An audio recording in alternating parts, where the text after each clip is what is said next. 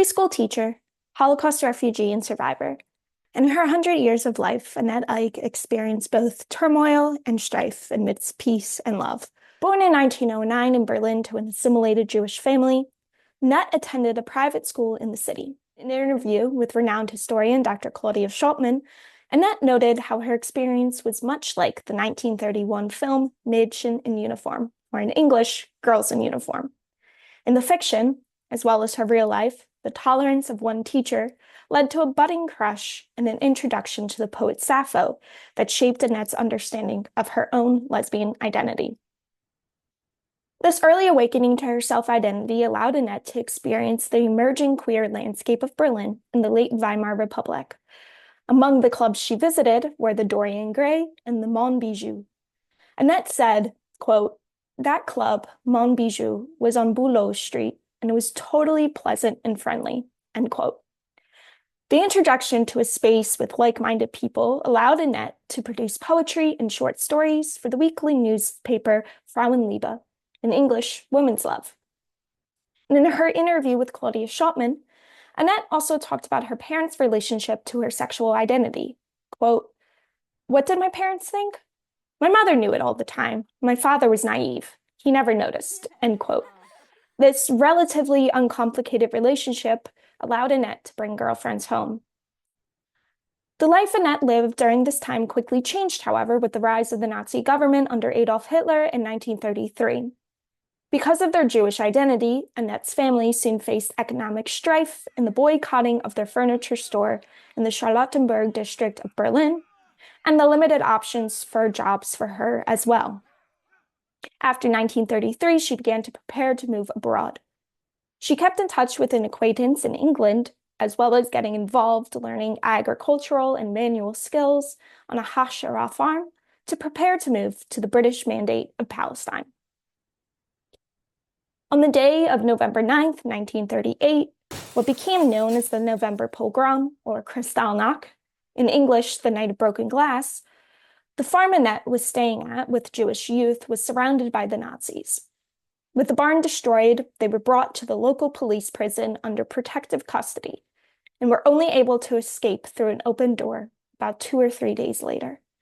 In that moment of freedom, she not only found her passport in the wreckage of the barn, but intercepted the mailman who had a letter from her friend Dit in England, which had her ticket out of Germany, an immigration permit.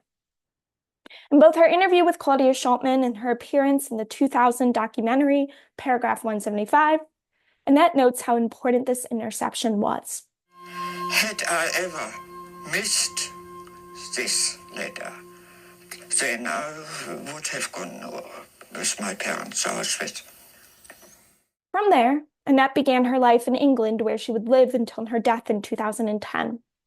The immigration permit provided by DIT ensured she could start working as a maid. At this time, Annette also tried to convince her parents to emigrate too, but the increasing restrictions made it not possible. After the war, she discovered that her parents, alongside other relatives, were murdered at Auschwitz. This left only herself and her brother in Denmark as survivors. In light of this new reality, Annette battled bouts of severe depression and began to write in English instead of her native German. Amidst this pain, however, after several years, she met her long-term partner, Gertrude, also known as Trude Klingel, a non-Jewish German living in England since the 1930s. Although at first Trude was not Annette's type, she soon became so. Quote, "Our friendship developed into a really close emotional relationship. She had a very strong character, was very respectable, absolutely trustworthy, and dependable," end quote. Annette would remain with Trude until her partner passed from complications of Alzheimer's in 1989. In February of 2010, at the age of 100, Annette passed away in Devon, England. Annette's story is one of survival and finding oneself, of using the arts to understand and grapple with the immense emotions of being one of 2 family survivors of the Holocaust.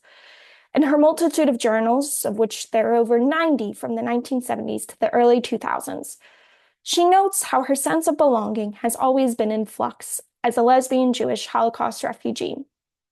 Yet, even with that, she found a sense of Heimat, or home, as told to Claudia Schultman in a poem. Home. Home is people that you don't forget, and sometimes someone who can offer the best, profound understanding. And in the original German, Heimat. Heimat sind Menschen, die man nicht vergisst, und manchmal einer, der das Beste gibt, tiefste Verstehen.